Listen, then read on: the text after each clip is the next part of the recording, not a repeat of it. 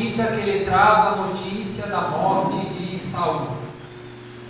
E depois da morte de Saul, voltando Davi da derrota dos Amalequitas, e ficando Davi 2 dias em Ziclag,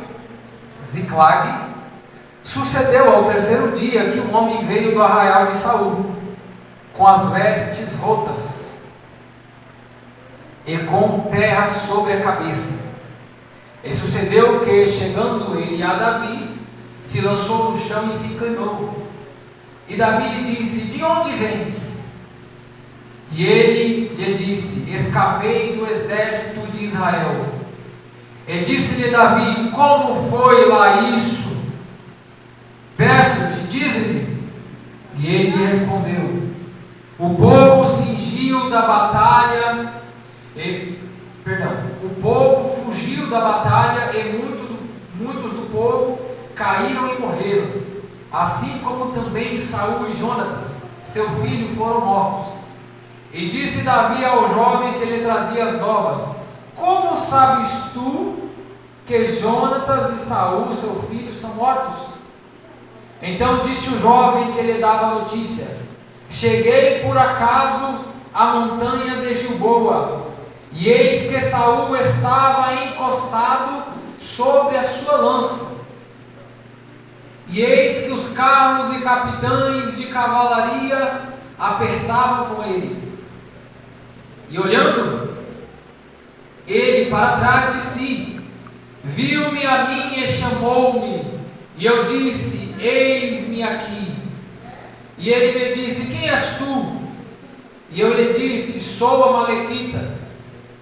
Então ele me disse: peço-te, arremessa-te sobre mim e mata-me, porque angústias me têm cercado, pois toda a minha vida está ainda em mim. Arremessei-me, pois, sobre ele e o matei, porque bem sabia que eu não veria, porque bem sabia eu que não viveria depois da sua queda. E tomei a coroa que tinha na cabeça e a manilha que trazia no braço, e as trouxe aqui a meu senhor. Então apanhou Davi as suas vestes e as rasgou, como também todos os homens que estavam com ele, e prantearam e choraram e jejuaram até a tarde por Saul e por Jonatas, seu filho, e pelo povo do Senhor, e pela casa de Israel, porque tinham caído à espada. Disse então Davi ao jovem que lhe trouxera a nova: de onde és tu? E disse ele: sou filho de um homem estrangeiro, Amalequita. E Davi lhe disse: como não temeste tu estender a mão para matares o ungido do Senhor? Então chamou Davi a um dos jovens e disse: chega e lança-te sobre ele. E ele o feriu e morreu. E disse-lhe Davi: o teu sangue seja sobre a tua cabeça, porque a tua própria boca testificou contra ti, dizendo: eu matei o ungido do Senhor. A igreja pode se assentar, glorificando o nome de Jesus. Glória a Deus, aleluia. Deus de maravilhas. Glória a Deus. Irmãos, o Senhor me direcionou a essa palavra. Eu estive meditando nessa palavra. A morte de Saul, e para quem não sabe, Saul foi o primeiro rei de Israel, escolhido por Deus para reinar. Porém Saul, de uma forma bem resumida, ele fez aquilo que parece mal aos olhos do Senhor. Saul desobedeceu a Deus, e não foi uma vez apenas. Saul, ele se afastou tanto de Deus que um espírito de perturbação perturbava Saul, a ponto que Davi tinha que tocar harpa para que esse espírito deixasse Saul e desse paz a Saul. Mas eu não vou enfatizar a vida de Saul. Nós sabemos que Saul, embora foi escolhido por Deus, por sair da presença de Deus e deixar de obedecer a Deus para fazer a sua própria vontade, Saul foi reprovado por Deus, e Deus escolheu Davi para reinar no lugar de Saul. Nós já sabemos isso, por isso eu não vou entrar aqui a fundo na vida de Saul. Mas chegou o dia da morte de Saul. Saul, ele morreu no campo para que os irmãos entendam o contexto aqui desse acontecimento, Saul, que estava ainda na condição de rei de Israel, enquanto ele vivia, porém Davi, que já tinha sido ungido por Deus para ser rei no lugar de Saul, ainda não tinha sido reconhecido no território de Israel como rei. Ele ainda estava ali no oculto, respeitando o reinado de Saul, porque para Davi, Saul era ungido do Senhor, e Davi jamais tocaria na vida de Saul, porque respeitava a unção de Deus sobre a vida de Saul.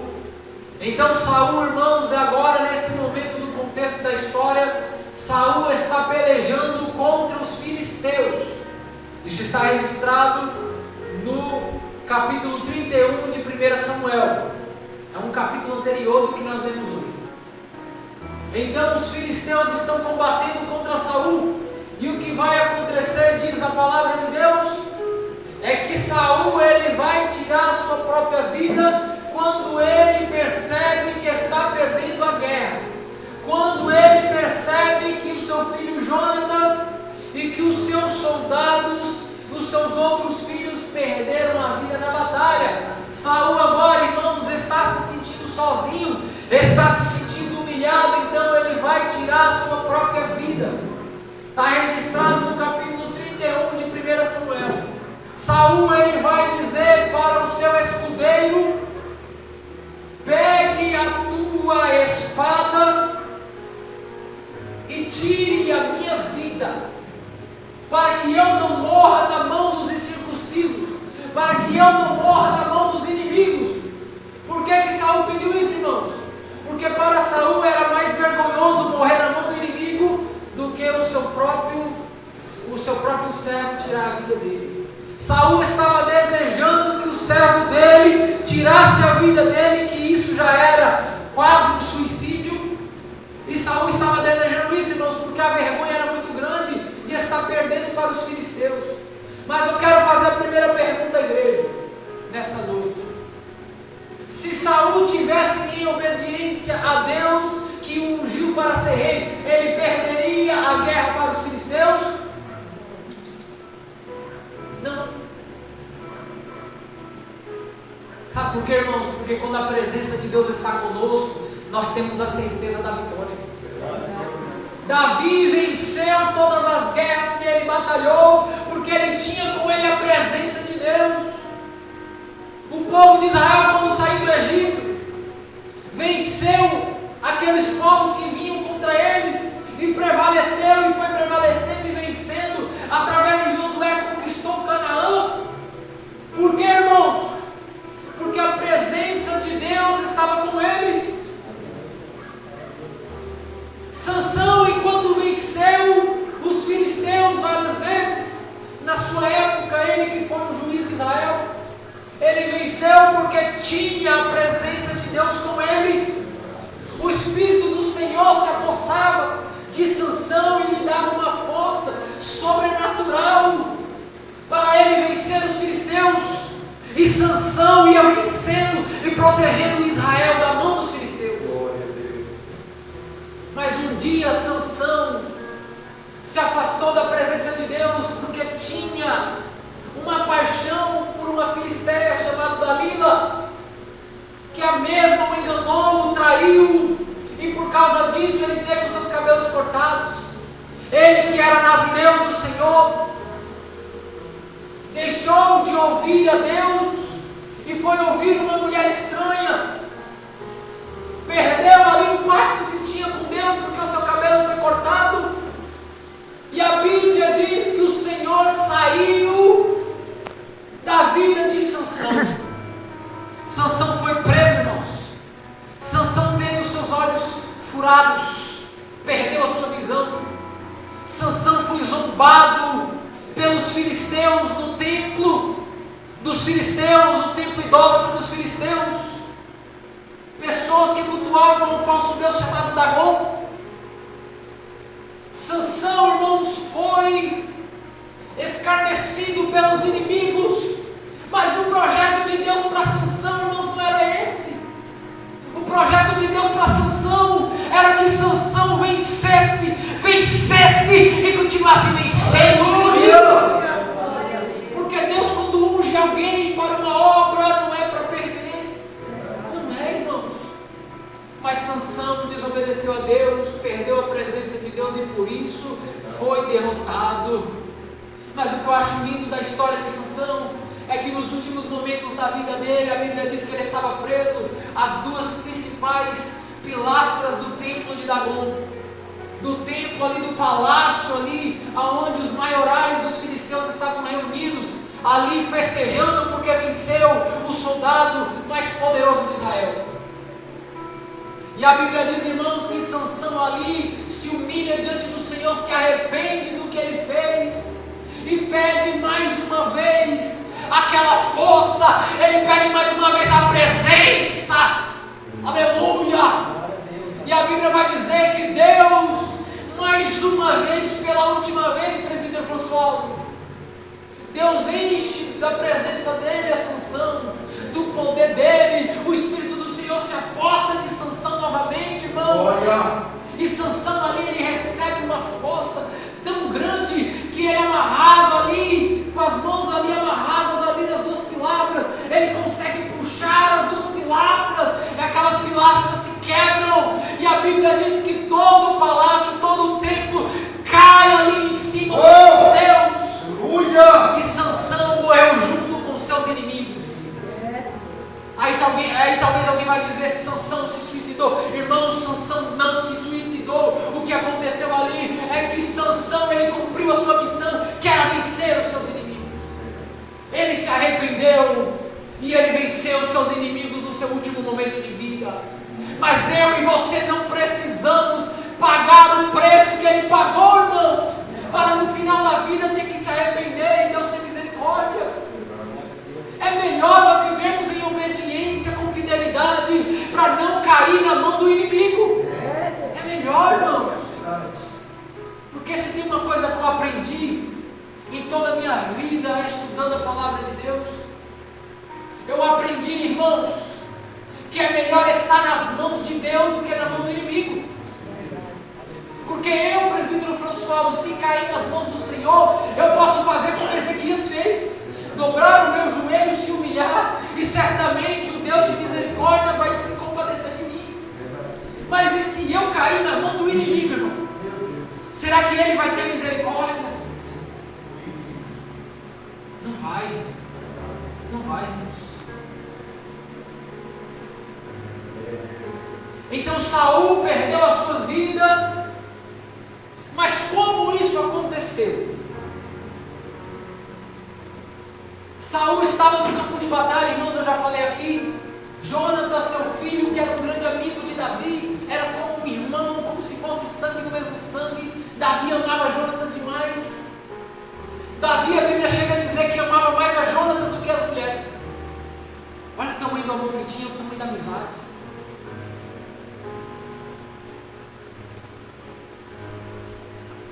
E aí agora, irmãos, Saul, sabendo que os seus filhos morreram, Saul, sabendo que aquela batalha estava perdida, que ele ia morrer na mão dos inimigos, ele pede ao seu escudeiro para que pegue a lança, a espada, e para que mate ele. Mas a Bíblia diz que o escudeiro, ou seja, o servo de Saul que carregava suas armas, não teve coragem de fazer isso. Qual de nós, irmãos, se um rei pedisse para tirar a vida dele, nós teríamos coragem de tirar a vida do rei? Nenhum de nós, irmãos. Nós temeríamos pela nossa vida. Eu vou tirar a vida do rei e depois eu vou ser morto. Esse homem não teve coragem de fazer isso. Então Saul, a Bíblia diz que ele pega a espada dele e ele mesmo tira a própria vida. Foi o primeiro suicídio registrado na Bíblia. Saul, ele tirou a própria vida.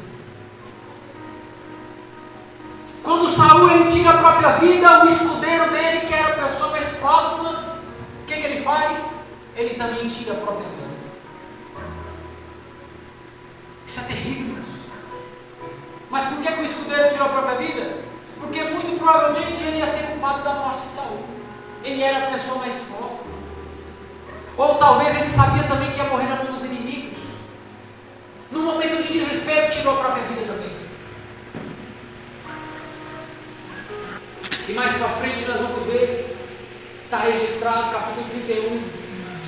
Samuel, que o corpo de Saul e dos filhos de Saul ficou, irmãos, lá no chão, naquela região que teve a batalha.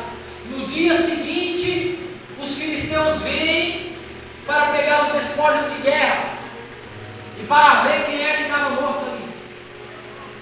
Quando eles encontram Saul e os filhos mortos, vai acontecer agora algo terrível. Eu preciso tomar até cuidado com as palavras, porque temos crianças aqui. Irmãos, a Bíblia diz que esses homens pegaram os corpos de Saul, de Jonatas e dos outros filhos de Saul e levaram como um troféu para o seu povo. Olha como o inimigo não tem piedade, irmãos. A Bíblia vai dizer que eles tiraram a parte de cima do corpo de Saul. Estou tomando cuidado com as palavras aqui. Tiraram a parte de cima do corpo de Saul e pegaram, irmãos, e rodearam tudo ali no território deles, ali festejando, comemorando, e pegaram aqueles corpos e colocaram no muro e deixaram expostos esses corpos no muro de Bet-Sean. O nome do muro era Bet-Sean. Deixaram lá exposto para toda a população ver. Aí a Bíblia diz, irmãos, que os homens de Jabes de Gileade, os homens que moravam em Jabes, que faziam parte do povo de Israel, esses homens, irmãos, que eram homens justos, eles se reuniram e foram lá pegar esses corpos para sepultar e dar um enterro digno a Saul e aos seus filhos. E depois disso, diz a palavra de Deus, que eles jejuaram por 7 dias. É o jejum do luto. Essa é a história de como finalizou a vida de Saul. Mas o que nós lemos hoje foi diferente. Nós vamos ler, e nós já lemos aqui no segundo livro de Samuel, capítulo 1, que um jovem amalequita vai trazer a notícia da morte de Saul para Davi. E a primeira coisa que nós precisamos lembrar é que Davi foi grandemente perseguido por Saul. Saul queria matar Davi a todo custo. Sabe por quê? Porque Saul descobriu que Davi foi ungido por Deus para suceder o trono no lugar dele. A inveja que Saul tinha, o ódio que Saul tinha de Davi, fazia com que ele tentasse tirar a vida de Davi. Mas por que Saul não conseguiu, irmão? Saul não conseguiu por quê? Porque quem chamou Davi foi Deus. Aleluia. Saul não conseguiu porque Davi tinha a proteção de Deus. Porque Davi estava ungido por Deus. E quando Deus ele nos escolhe, quando Deus ele nos unge para o propósito, quando Deus ele nos chama, irmã Sônia, Ele garante tudo, irmãos. Ele nos protege, Ele nos livra, e o maligno não pode tocar em quem é nascido de Deus. Aleluia! Louvado seja o nome de Jesus. Irmãos, e ao tempo que Saul estava pelejando com os filisteus, diz a palavra do Senhor que Davi estava pelejando contra os amalequitas. E Davi venceu os amalequitas, diferente de Saul que perdeu para os filisteus. Quando Davi vence os amalequitas, ele fica 2 dias em Ziclag. É o que está escrito no primeiro versículo. Aí ele volta ao 3º dia, e agora entra esse amalequita com as roupas de um mendigo, as roupas que o texto diz que eram roupas rotas, que significam que eram roupas rasgadas, sujas, maltrapilhas. E esse homem se apresenta diante de Davi, e a primeira coisa que esse homem vai fazer, ele vai se lançar diante de Davi, em reverência, em respeito, porque ele sabia que Davi tinha sido ungido por Deus para ser rei de Israel. Muitos já queriam que Davi fosse rei, esse homem sabia disso. Esse jovem sabia disso. Mas, irmãos, nós vamos ver que o relato dele, que ele vai dizer para Davi sobre a morte de Saul, é diferente do que está escrito no capítulo 31 de 1 Samuel. Ele vai dizer para Davi assim, que o povo fugiu da batalha e muitos caíram e morreram. E também Saul, Jonatas e seu filho foram mortos. Aí Davi vai perguntar para ele, no versículo 5, como sabes tu que Saul e Jonatas, seu filho, são mortos? Irmãos, a primeira coisa que nós precisamos entender é que a batalha lá era Saul contra os filisteus. Não tinha Amalequita lá. Ora, como que uma Amalequita chega com essa notícia? Tem alguma coisa errada nisso? Então Davi vai fazer essa pergunta. Ora, mas como é que você sabe que os dois morreram? Aí o jovem vai contar o caso. Versículo 6 ele diz assim: cheguei por acaso à montanha de Gilboa, e eis que Saul estava encostado sobre a sua lança. Irmãos, no capítulo 31 de 1 Samuel não diz que Saul estava encostado sobre a sua lança. Saul ele pediu para que o seu servo matasse com a espada. O texto não cita lança nenhuma.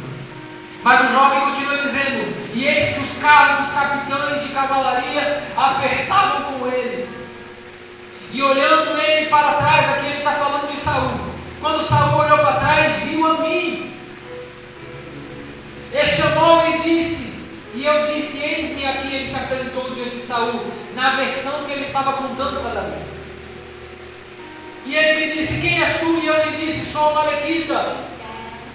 Aí na versão desse Amalequita, Saul disse para ele assim: eu te peço, arremessa-te sobre mim, mata-me, porque angústias me têm cercado, pois toda a minha vida está ainda em mim. Irmãos, o texto do capítulo 31 de 1 Samuel vai dizer que Saul pediu ao seu escudeiro para matar ele com a espada. E o seu escudeiro não quis, portanto ele tirou a própria vida com a sua espada, e depois o escudeiro tirou a sua vida. É o que o texto diz. Mas na versão desse Amalequita, ele está dizendo que Saul pediu para ele, e ele foi e tirou a vida de Saul. Porque na versão dele ele vai dizer no versículo 10: arremessei-me pois sobre ele e o matei, porque bem sabia eu que não viveria depois da sua queda.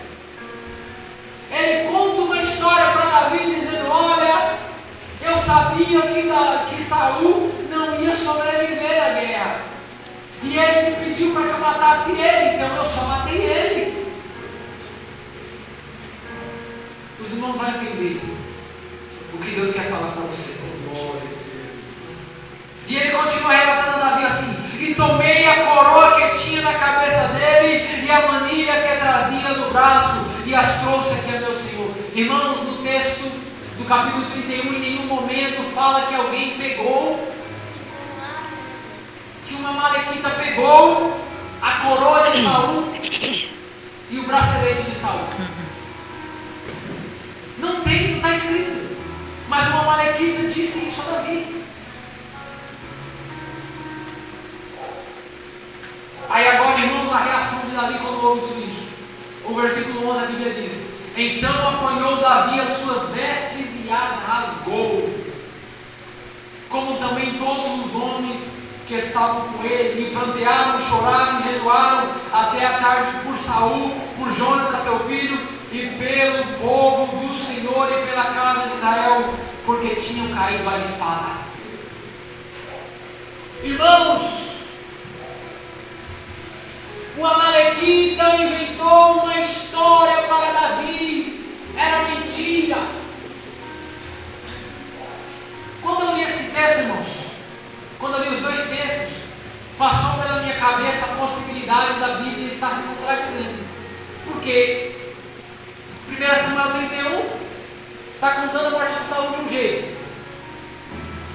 2 Samuel capítulo 1 está contando de outro jeito. Aí eu fui estudar, presbítero François, do porquê que está diferente. Irmãos, a diferença aqui é uma mentira descarada. Esse Amalequita, ele queria tomar vantagem, porque ele sabia que Davi era um homem generoso. Porque ele sabia que Deus tinha escolhido Davi para rei, que o povo queria que Davi fosse rei. Então ele sabia, irmãos, que Davi ia tomar posse do trono de Israel. Os irmãos lembram que Davi pelejou contra os amalequitas? Lembra? Pelejou contra os amalequitas. Ao tempo que Saul está pelejando com os filisteus, Davi está pelejando com os amalequitas. Os amalequitas foram derrotados. E quem é que vem trazer a notícia da morte de Saul para Davi? Não foi o amalequita?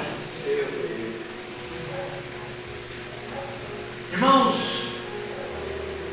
o texto vai dizer mais à frente que Davi ele vai perguntar para esse homem: de onde você é? E ele vai dizer assim: eu sou o filho de um estrangeiro, amalequita. Aí eu imagino o presbítero, pessoal, a Bíblia não diz, mas eu imagino Davi pensando assim: ah é? Você é amalequita? Tá certo.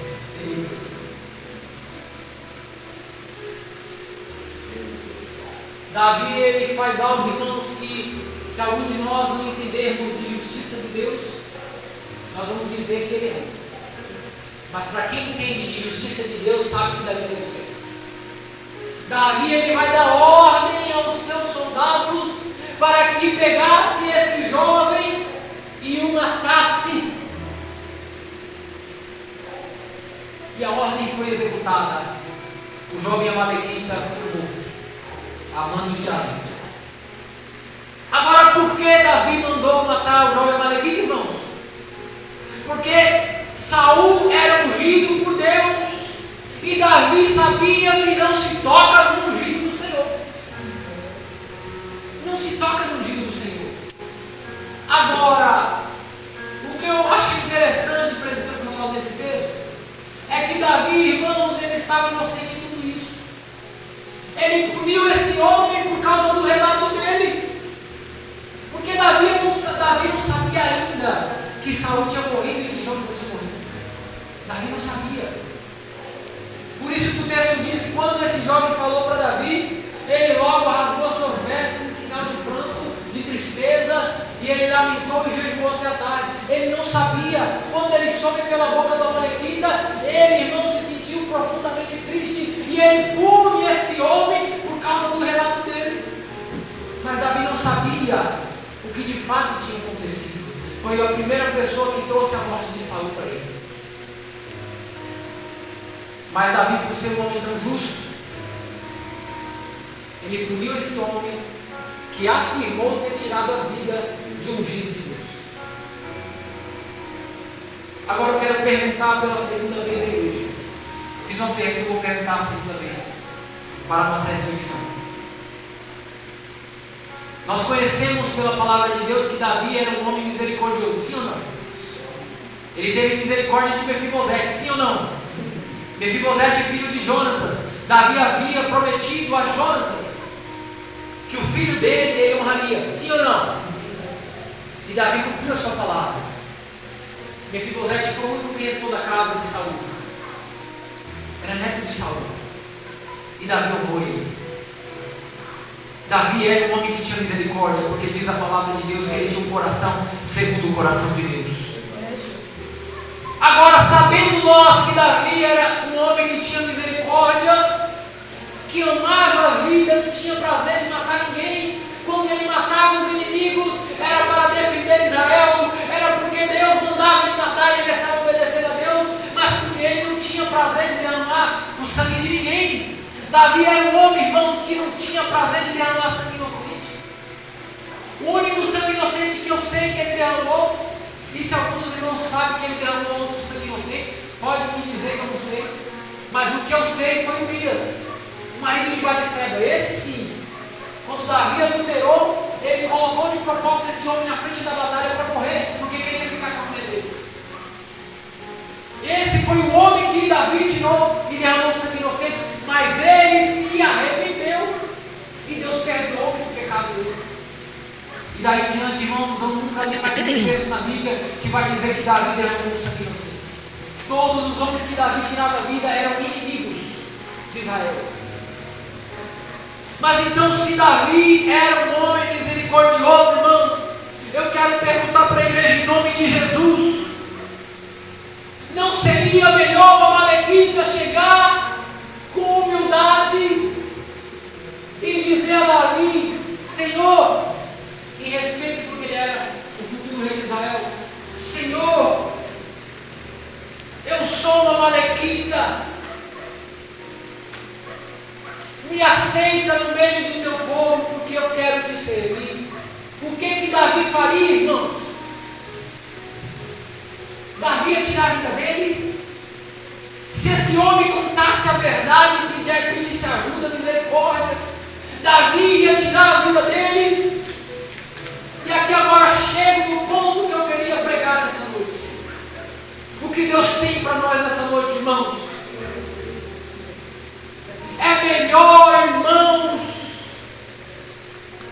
é melhor que nós não alcancemos nada nessa vida, se for necessário, que não realizemos os nossos sonhos, que não alcançamos uma posição de destaque,